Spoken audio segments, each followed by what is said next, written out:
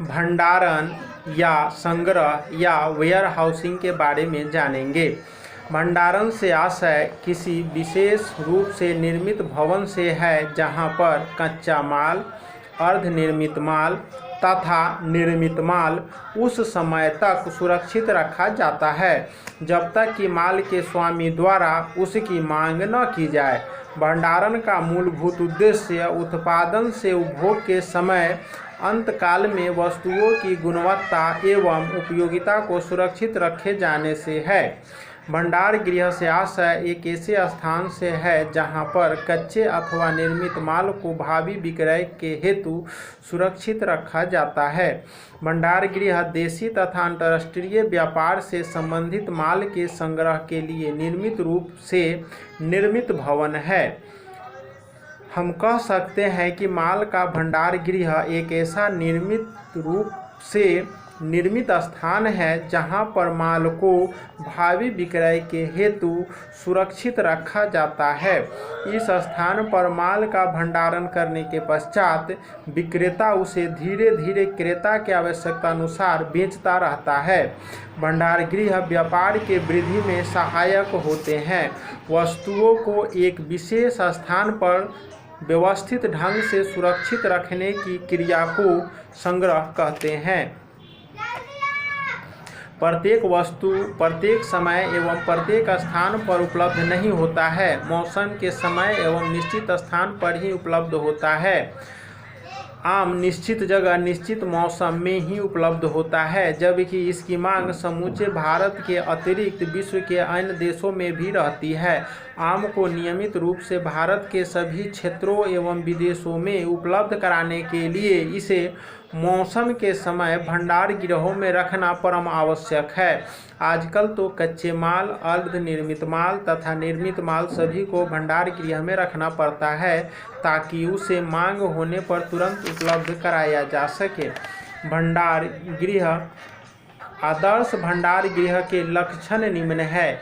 Number 1 पर्याप्त स्थान, number 2 सुरक्षा, नंबर 3 यातायात संसाधन के निकट, नंबर 4 उचित देखभाल, नंबर 5 मित व्ययिता, नंबर 6 शीघ्र पहुँच, नंबर 7 उचित स्थान, नंबर 8 प्रभावी नियंत्रण।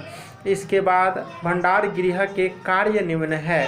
कच्चे माल का संग्रह, अर्धनिर्मित एवं निर्मित माल का संग्रह, शीघ्र नाशवान माल का संग्रह, खनिज पदार्थ का संग्रह, श्रेणियन एवं प्रमापीकरण, निरीक्षण की व्यवस्था, मूल्यों का स्थायित्व, माल की सुरक्षा, वित्त व्यवस्था, मांग और पूर्ति में संतुलन, समय उपयोगिता सृजन। इसके अलावे भंडार गृह के निम्न प्रकार है: निजी भंडार गृह, सार्वजनिक भंडार गृह, सरकारी भंडार गृह, बैंकों के भंडार गृह, रेलवे भंडार गृह, शीत भंडार गृह, कोठे एवं खतियाँ, संग्रहालय निगम के भंडार गृह, बंधक भंडार गृह। इसके अलावे भंडार गृह के लाभ निम्न है: माल के भंडारण की सुविधा, ऋण मिलने में सुविधा, विदेशी माल में सुविधा, माल के अधिकार के हस्तांतरण में सुविधा, शीघ्र नाशवान वस्तुओं के भंडारण में सुविधा, श्रेणियन एवं प्रमापीकरण में सुविधा, माल की सुरक्षा, बाजार का विस्तार, माल के उतारने और चढ़ाने में सुविधा, मूल्यों में स्थायित्व। भारतवर्ष एक कृषि प्रधान देश है।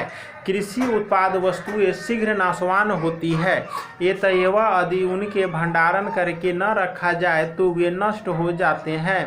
अतएव प्राचीन काल से ही हमारे यहाँ भंडार गृह का महत्व बढ़ रहा है। उस समय से ही हमारे ग्रामीण बंधु अपनी उपज को रखने के लिए मिट्टी के बने हुए कोठे एवं खतियों का प्रयोग करते आए हैं। नगरों में कच्चे और पक्के आढ़तिया कृषि उत्पादित माल को कच्चे कोठे तथा पक्की खतियों में रखते हैं। धीरे धीरे देश में सहकारी आंदोलन की जोर पकड़ने के कारण सहकारी समितियों ने सरकार की सहायता से अपने निजी भंडार गृह का निर्माण करना प्रारंभ किया। इनमें केवल सहकारी क्रय विक्रय समितियां ही अपने माल को रखने लगी। स्थान की कमी के कारण ये समितियां भंडार गृह को किराए पर भी लेने लगी। केंद्रीय बैंकिंग जांच समिति तथा अखिल भारतीय ग्रामीण वित्त सर्वेक्षण समिति ने भारत के भंडार गृहों की आवश्यकता पर बल दिया, जिसके परिणाम स्वरूप 2 मार्च 1957 के कृषि उपज विकास एवं भंडार गृह निगम अधिनियम 1956 पास हुआ। इसके आधार पर केंद्रीय भंडार गृह निगम की स्थापना की गई। इसका प्रधान कार्यालय दिल्ली में है। इसकी अधिकृत पूंजी 20 करोड़ है।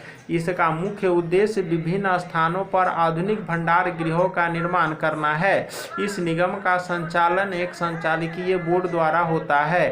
राज्य के स्तर पर भी विभिन्न राज्यों में राजकीय भंडार गृह निगम की स्थापना की गई है। इसके अतिरिक्त निजी क्षेत्र में भी भंडार गृह का निर्माण किया जा रहा है।